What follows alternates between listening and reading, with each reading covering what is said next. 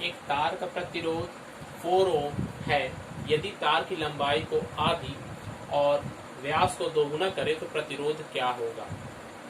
देखते हैं, अगर हम मानते हैं एक तार है, इसकी लंबाई L और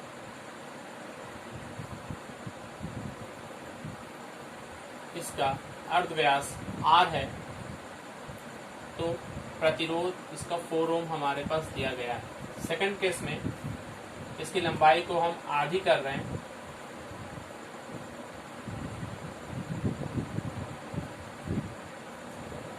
लंबाई जो है वो हाफ हो जाएगा और रेडियस यहाँ पर व्यास बोला है, मैं इसे अर्धव्यास से समझा रहा हूँ। अर्धव्यास को अगर हम लोग डबल कर दें तो रेजिस्टेंस कितना होगा, इसको R1 बोलते हैं, इसको R2 बोलते हैं, ये कितना होगा। पहले केस में एरिया आप देख लें, एरिया कितना है, A equal to pi R square. Second case में एरिया, इसे A1 कह रहा है, इसे A2, पाई इंटू R के जगह में यहाँ 2R हो जाएगा, 2R स्क्वायर, तो 4 pi R square, A equal to 4 pi R square. चूंकि दोनों एक ही तार है, एक ही मटेरियल का बना हुआ है, तांबा है या चांदी, जो भी एक ही मटेरियल का है, इसलिए दोनों के लिए रो का मान जो है वो सेम होगा। दोनों के लिए विशिष्ट प्रतिरोध सेम है, रो इक्वल।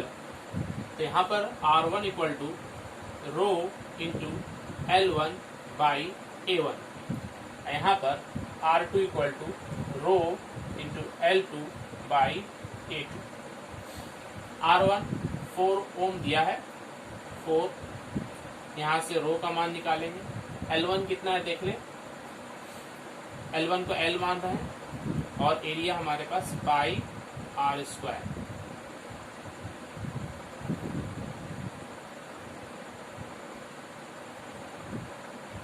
यहाँ पर देख लें, R2 equal to row L2, L2 का मान L बाई 2 और area 4 pi R square.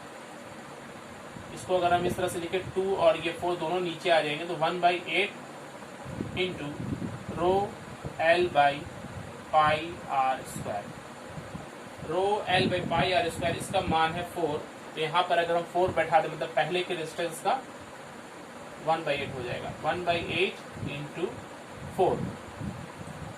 Equation 1 से जो rho into L by pi R square equal to 4 आया, उसी को हम लोगों ने rho into L by pi R square, इसके जगह में हमने 4 बैठा दिए, क्योंकि ये इक्वल है। तो कितना हो जाता है, R2 इक्वल टू, पहले 4 ओम था, अब कितना हो जाएगा 1/2, यानी कि 0.5 ओम। मतलब है कि तार की लंबाई को आधी और उसके व्यास को डबल करने पर प्रतिरोध बहुत कम हो जाएगा, 0.5 ओम। पहले 4 था, अभी 0.5 हो गया, मतलब 8 गुना घट जाएगा।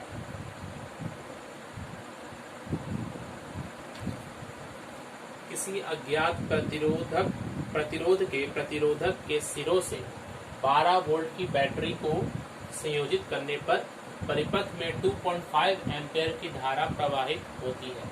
तो प्रतिरोधक के प्रतिरोध का मान निकालें। इस पूरे क्वेश्चन को मैंने सर्किट बनाकर दिखाने की कोशिश की है। देखिए, सबसे पहली बात, प्रतिरोधक जिस कोई भी तार को हम कह सकते हैं, उसका सिंबल हम लोग ऐसे दिखाते हैं। ये सिंबल है ताकि समझ में आए कि करंट को जाने में थोड़ा परेशानी हो रही है, इसलिए प्रतिरोधक है। इसका मान हमें निकालना है R, हम इसे पहले मान लेते हैं। इसे एक सर्किट, एक तार के द्वारा जोड़ा जा रहा है एक बैटरी से।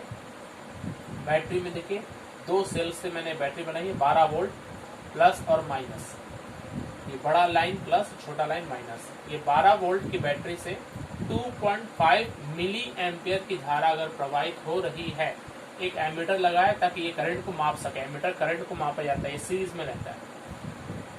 तो हमें ये R का मान निकालना बहुत ही सिंपल है, ओम के नियम से ये बनने वाला है। ओम के नियम से हम लोगों ने पढ़ा था V equal to I R, therefore R equal to क्या होगा, V by I, V by I equal to R, और R equal to V voltage यहाँ पर है 12 वोल्ट, 12 लिखेंगे। करंट यहाँ पर 2.5 एम्पियर है। मिली एम्पियर है, मिली एम्पियर का मतलब होता है 10⁻³ एम्पियर। तो हम इसे लिखेंगे 2.5 इंटू 10⁻³ फाइनल जो कैलकुलेशन रेजिस्टेंस है तो ओम या ओम का साइन दे देते हैं। अभी से हम लोग कैलकुलेशन करेंगे। तो R इक्वल टू 12 इंटू -3 है, ऊपर चला गया 10⁻+3 हो गया, और ये 2.5 है तो 25 लिखे, पॉइंट हटाएंगे तो ऊपर में 10 मल्टीप्लाई करेंगे हम लोग। तो final R equal to 12 into 10⁻4 divided by 25। इसे कैलकुलेशन करें।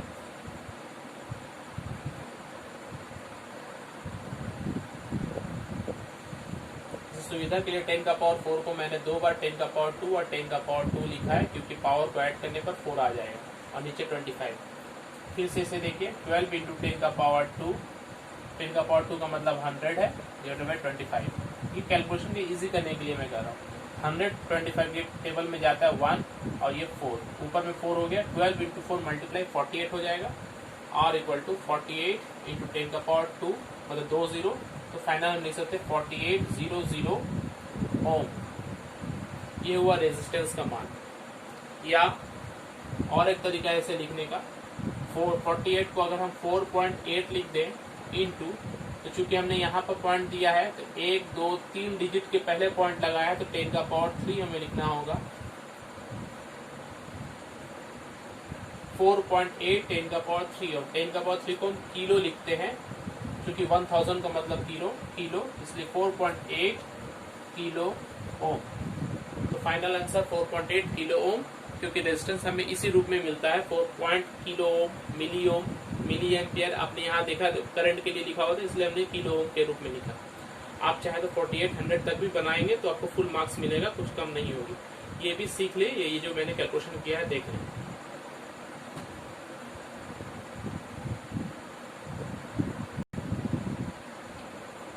ओम के नियम पर आधारित एक नेक्स्ट क्वेश्चन हम लोग पढ़ रहे हैं।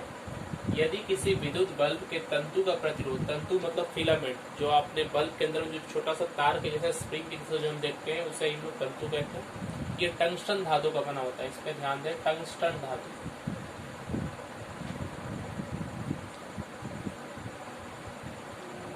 टंगस्टन धातु का बना होता है। टंगस्टन धातु का विशेषता यह है कि इसका प्रतिरोध बहुत ज्यादा होता है, ताकि करंट जाने पर ये गर्म हो और चमकने लगे। तो उसका प्रतिरोध हम देख रहे हैं कि 1200 ओम, जो कि एक बहुत बड़ा नंबर है, 1200 ओम है।